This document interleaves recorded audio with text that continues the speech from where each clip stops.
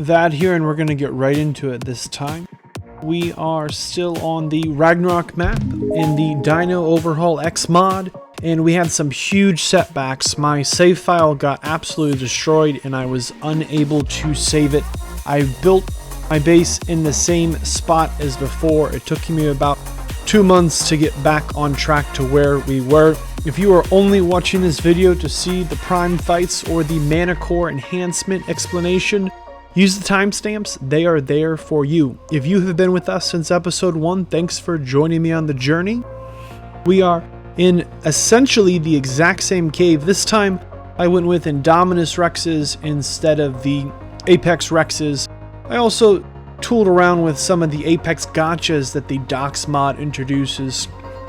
And I also again went with the Apex Pteranodons to get myself off the ground and into the air. This time I made sure to take my time and not mess up the electrical, so everything went pretty smooth as far as the base build went. I do have the upgrade station. The mod list is up to date and current in the first episode description. And we have our docks crafting, our industrial grinder. We put that down a lot earlier, and that made a huge difference as well because we could be grinding up some of those saddles. And I also took advantage of the space in the cave a little better this time. You can see that we stacked up our Apex Dodos and we stacked up our Apex Dilophosauruses. We still have the same implant box as before. This is the same location base A was in. It is still base A, just a little different design. I had the materials to put down larger storages. However, I was happy with my wood storages. This time I took the time to put down the safes and to color code them.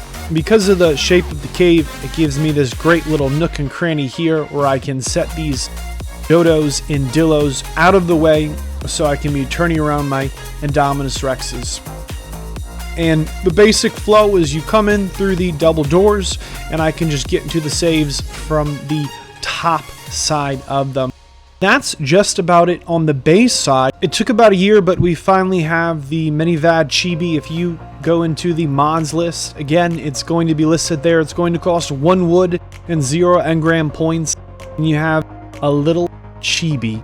If you are using the Chibi and you're playing along with me, I would love to see a screenshot of you and the Chibi with wherever you built your base on whatever map you are challenging the DOX mod on.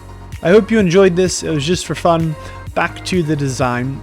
We put down the DOX water tower this time so that we would have an easier time making the kibble, and we used the piping to get the water from the tower. I had some trouble getting the tower down. It seemed to go best in that corner of the base. If there are any mods that I'm using that really get used, they will get in the description.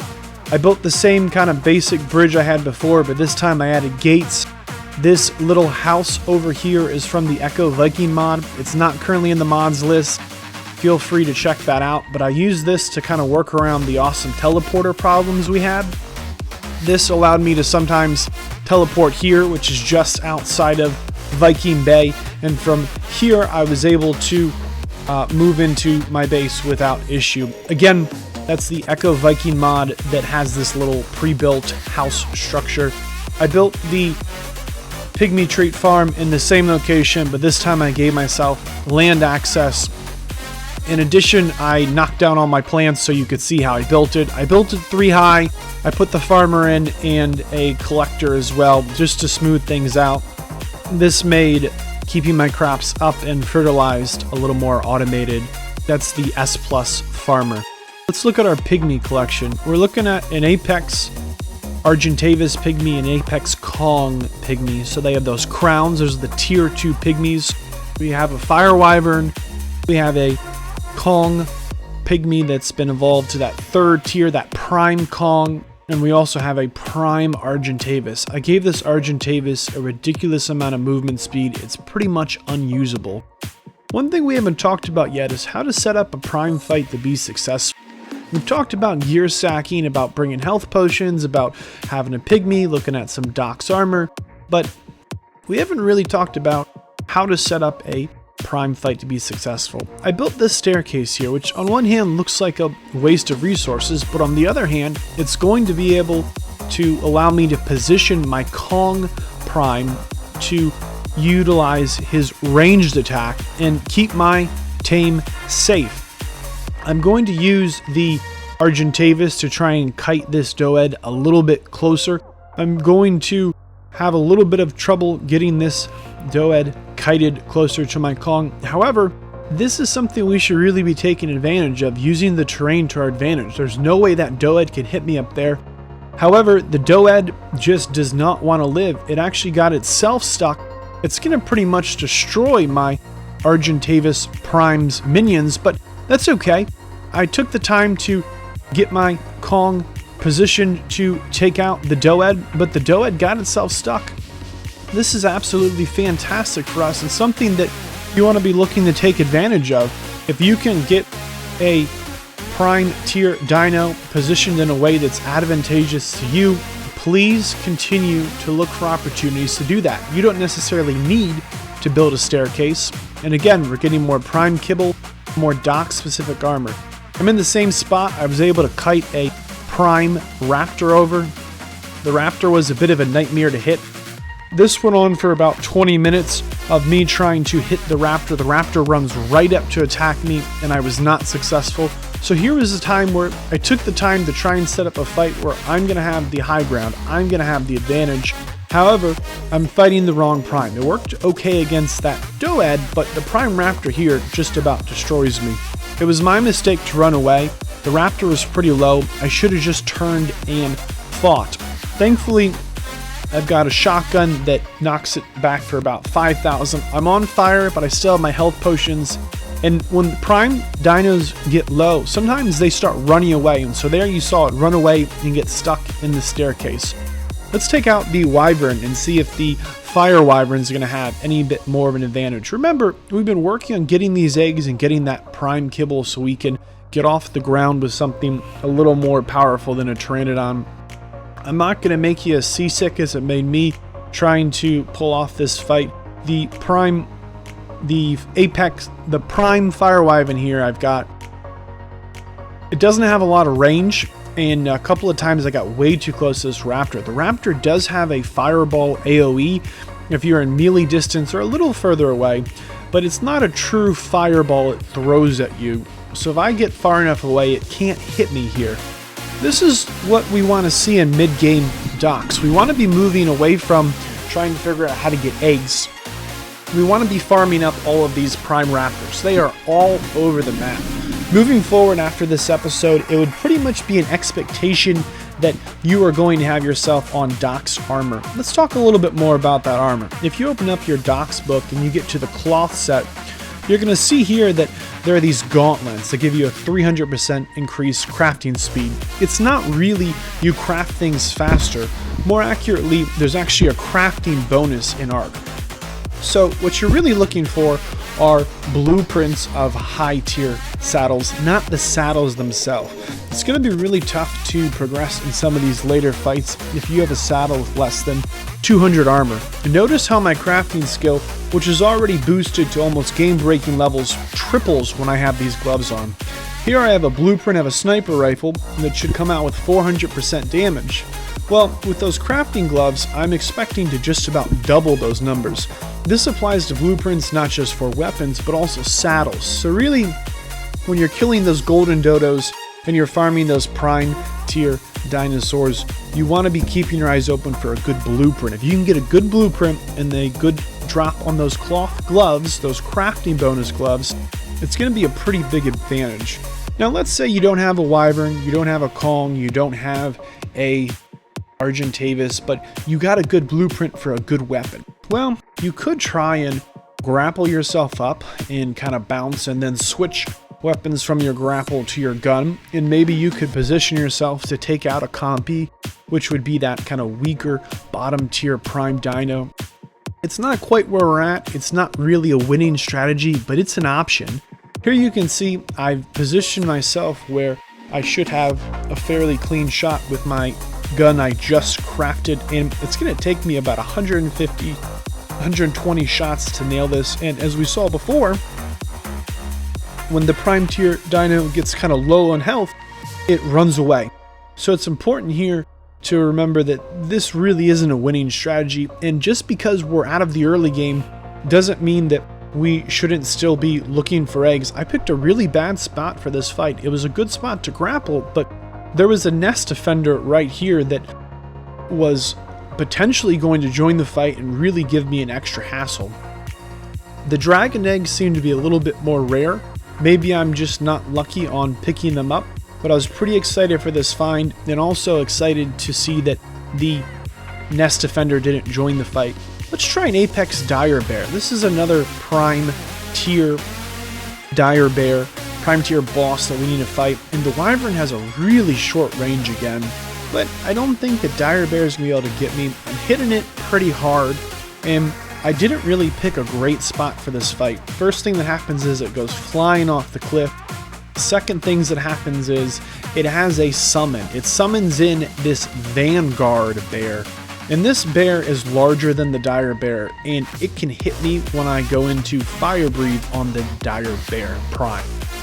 So this Spirit Bear it summons really gave me a hard time. The Fire Wyvern has arguably the shortest range of all the Wyverns. I've got a Poison Wyvern egg, and I'd really like to try out that Poison Wyvern. I like the Fire Wyvern because that continuous fire damage I think helps keep the DPS moving, even if I'm not always landing my shot. But I wouldn't have wanted to have fought this a second time with the Fire Wyvern. This is a Polar Dire Bear Prime Wild, so it's very similar to the Dire Bear Prime Wild, just the polar variant. And I've got my Poison Wyvern out. The Poison Wyvern has arguably the longest range of the Wyverns. It doesn't seem to hit quite as hard as the Fire Wyvern. The Polar Bear Dire Bear Prime also has a Spirit Bear it summons to protect it, but with the Poison Wyvern I'm able to outrange it fairly successfully, and thankfully the bear's a pretty big target, so I land just about most of my shots. And this is where we should be. We should be moving away from just trying to get eggs, and we should be moving into, oh, see, it's going to make a run for it, and we're just going to have to snipe it. Let's review this. Snipe? I'm pretty sure we sniped it. Yeah, that's a snipe. These Wyvern has the Wyvern saddle is this hardened scale. It's a pretty weak saddle. You don't need the saddle to ride the Wyvern, and we would like to keep our eyes open for a better blueprint for that saddle with those crafting gloves, so we could get our Wyvern to have something a little better than under 20 armor.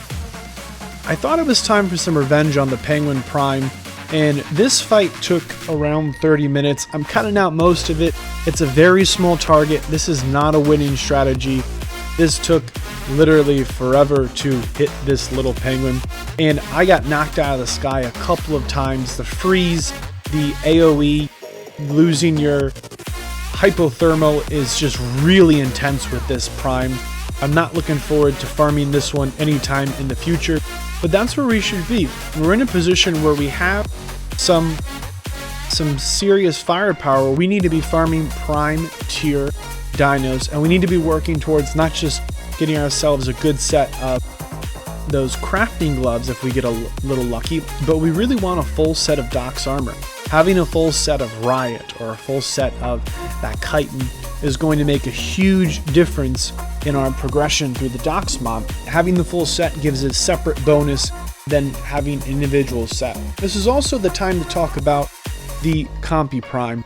We really need to stop killing the Compies at this point. We have other Prime dinos that have a better loot table we can be farming. We need to be taming the Compy Primes. I got this one in the Doc's Forge Trapper Cave. I threw down some big gates, and the Compy Prime is about to go to sleep. It was able to damage the Doc's Forge, that metal tier trapper cage. It can damage these mega walls. If I left it here long enough, it might have gotten through them.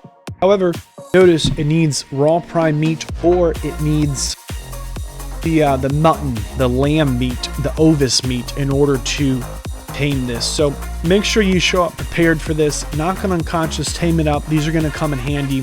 Plan on taming around 50 to 100 of these. You're really going to need these for late game Docs. This is also a great opportunity to talk about Mega Kong. Mega Kong is not your friend, but he's not your enemy. He just wants to do his own thing. Historically, Kong's been a protector of things. Notice the crown. Notice we don't have a red star like Prime Kong. We have the crown of Mega Kong and the red particle kind of fire glow. Mega Kong doesn't actually have any interest in you unless you bother something that it loves, and Mega Kong loves pygmies. And thankfully there are no pygmies here right now, so as long as we don't mess with Mega Kong's probably not going to mess with us. One mechanic important to know with Mega Kong is the wild Feroxes, they spawn in Mega Kong's trail. So if you follow Mega Kong long enough, a Ferox will spawn, and it's going to have a little red heart over its head, and we're going to get that message at the top of our screen. And here it is. So this is how you get your hands on one of the Dox Feroxes, and I would suggest killing Mega Kong and then messing around with the Ferox. Notice here that the second the Ferox gets bothered by us, that Kong's also going to get bothered by us, and Kong has those flying monkey minions which are going to give you a bad time. Yep, that's right, we're dead. Let's look at this again. Just about the exact same moment Kong was mad, the pygmy was mad. Let's look at a base location on Ragnarok. I'm calling this the Hive base. There are kind of two spots that look very similar. So coming from the blue obelisk, you can see I blocked off this waterfall. I couldn't block off the whole waterfall. There seems to be a bit of a drop point here. But if nothing comes over this waterfall, you can follow this waterfall straight down, and it's going to have a fairly massive hole. I blocked off some of it with cliff platforms, and I was able to block off the left side, but not the right side. I left that open. Here it is from underneath what those cliff platforms look like. This Hive base is absolutely massive. It not only has this giant aerial entrance, it actually has two other levels of entrances as well.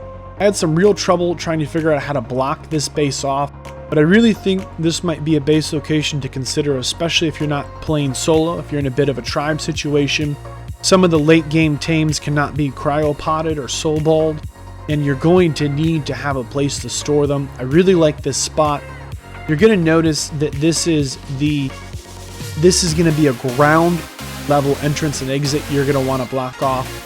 And it's not the only entrance or exit into this base, so it's not nearly as secure or as safe as our base A, B, or C. We have a ground level entrance, and it also has this giant water pit here, which also has an entrance and exit as well. Now, we could fit a Mosa in here, we could fit a squid in here. There's really an absolutely massive amount of space. You could really build whatever you wanted.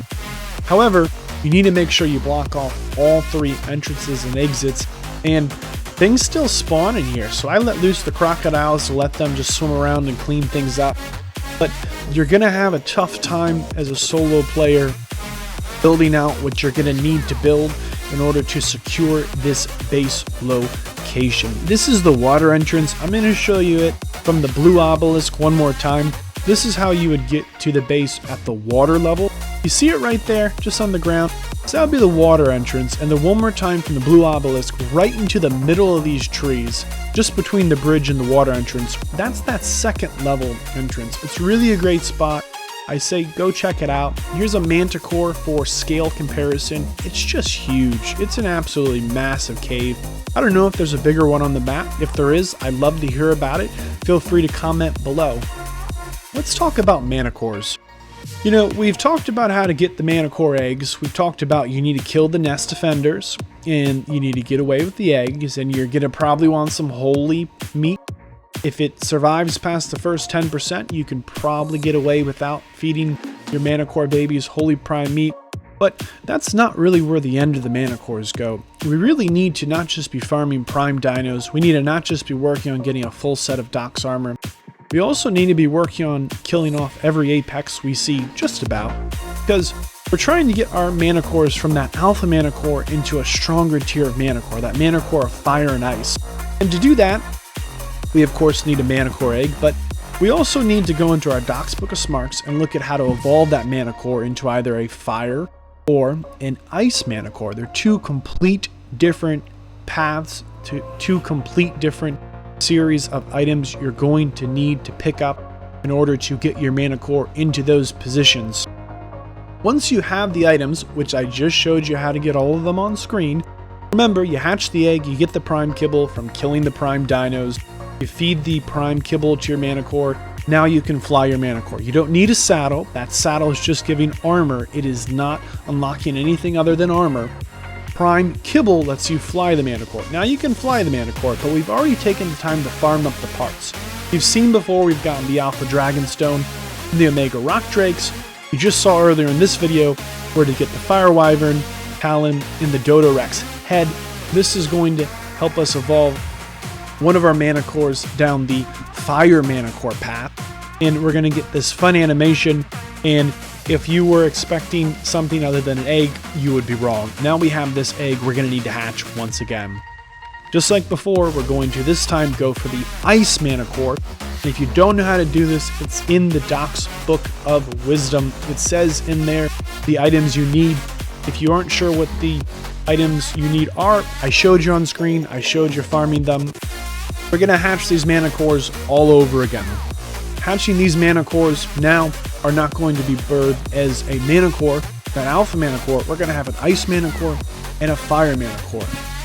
These are significantly stronger than the Manticores by themselves before we get those individual parts and evolve them into these Ice and Fire Manticores. However, we need to get ourselves an enhancement part in order to use their attacks. It says in the Doc's Book of Smarts, you can get these enhancement parts to use their X attack. You can get those from killing prime tier dinos. You can also get them sometimes from killing the Manticores you see flying around. Not the ones with the red stars, not the prime tier, and not the nest defenders. Nest defenders don't currently have a loot table. But the Manticores you see flying around, if you're ready to fight them, fight them. There's a possibility that you might get that enhancement part from them, or from the prime tier or above dinos. See the difference here?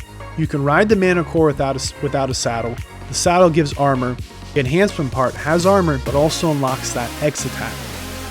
Let's take them out and see what that actually looks like. How about that? Here is the Fire Manticore. So we have a Fire Breath. We're going to have kind of a bite, kind of a claw attack, it looks like. In addition, we can also summon the Lava Golem minions. These are super fun. I hope they're super deadly. And since we have our enhanced saddle, in addition to those standard attacks there, we also have access to a Fire Blast, which has a pretty significant range. With the Ice Manticore, very similar.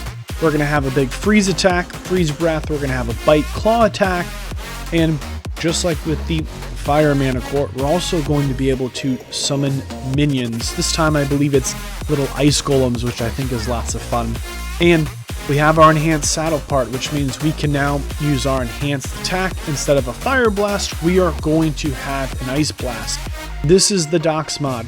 We need to be focused not just on collecting eggs, but what do we do with the eggs after we hatch them? We need to look at how to level those eggs up. Remember the dragon egg we got earlier? Well, it's time to take the dragon out, and I really enjoyed the dragon. I don't have a great saddle for the dragon. Just like with the wyvern, there was the hardened scale. The dragon has its own hardened scale, but we're once again going to pick on the poor raptor, and the dragon does it has a longer range than the fire wyvern, and it seems to be hitting pretty successfully here as well. Moving forward, the expectation is that we have a completed set of Doc's armor. We have tools to successfully kill about 8 prime wilds you've now seen killed on screen. Some of these techniques might not work in the future, but the strategy to figure out how do I fight this is not going to go away. You need to be gear stacking. You need to have your health potions. You need to have your pygmies. I'm a big fan of the Argentavis pygmy because the Argentavis pygmy gives me a little bit of stamina regen. So I'm out there flying around on one of my beasts to try and slay something. I'm eating up lots of stamina. That Argentavis pygmy helps. Here's a quick hit list of where we are in slaying prime tier bosses. We are not even halfway through the entire list of prime tier bosses. However, we are making great progress. We have several options for farming some of the weaker prime tier bosses, and that is going to help us get our hands on a completed set of Doc's armor, which is really going to be a game changer as we progress further up the list of prime tier bosses. I really hope that you have enjoyed this episode. Until next time, peace. If you learned something or enjoyed this video, share it with a friend. If you are new here, please consider subscribing. If you have joined and enjoyed before, welcome back. If you would like to see more quality content, please consider joining me in supporting the channel through Patreon and utilizing the affiliated links. Thanks!